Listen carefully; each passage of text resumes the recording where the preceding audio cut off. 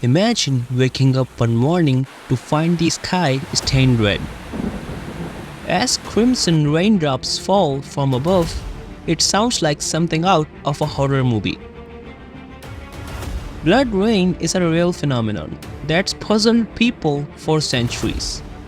From ancient myths warning of impending doom to modern day scientific curiosity, blood rain has always captured our imagination. But what is it really?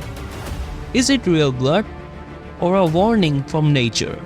And how did this happen? Find out on our channel, The Curious Corner.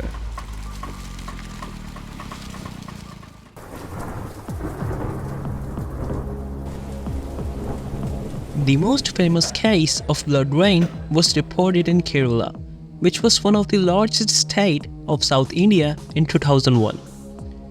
Witnesses reported hearing loud thunder or perhaps a sonic boom a few hours before the rain began. Locals believed that it was a supernatural event tied to local mythologies, but the blood-colored rain continued for 2 months. The people of South India were terrified. Some locals linked it to supernatural or evil forces. The rest interpreted it as an apocalyptic sign, as there were too many religious explanations regarding it. The roads, rooftops, and streets of Kerala were filled with blood water, and the phenomenon received extensive coverage, not only in the local but international media. Environmental agencies and meteorologists began collecting samples of the rain to investigate. The Center for Earth Science Studies and the Tropical Botanical Garden and Research Institute, commissioned by the Government of India, issued a joint report in 2001, which concluded that there was not a single blood particle found in the rain. The red color was due to the presence of a large amount of spores of a lichen-forming alga, belonging to the genus Trendifolia, which is often found in trees and rocks. Field verification showed that the region had plenty of such lichens, and it was found that almost all the trees, rocks, and even lampposts in the region were covered with Trendifolia, estimated to be in sufficient amounts to generate the quantity of spores seen in the rainwater.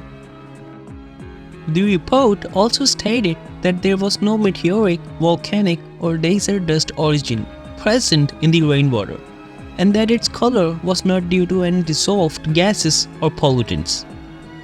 Rainwater supplies the necessary hydration for Trendifolia to photosynthesize effectively. Increased humidity and cooler temperatures during rain can create favorable conditions for these algae to colonize new areas. The heavy rains in Kerala in the weeks preceding the red rain could have caused the widespread growth of lichens, which had given rise to a large quantity of spores into the atmosphere.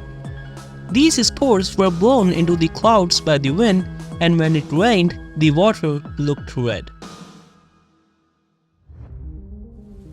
Although the Kerala blood rain is famous around the world due to the fear and curiosity sparked among people, it stands out more due to the scientific investigation into its cause.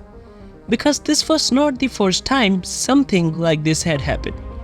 The blood rain has been described in ancient texts and historical records across different cultures, from 206 BCE to the 6th, 7th, and 18th century.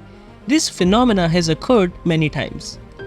In many cases, it was considered a supernatural warning or a sign from the gods, without any scientific explanation.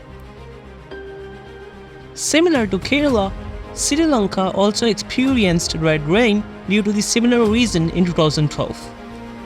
But in different parts of the world, the occurrence of the red rain phenomena is not only because of Trendifolia.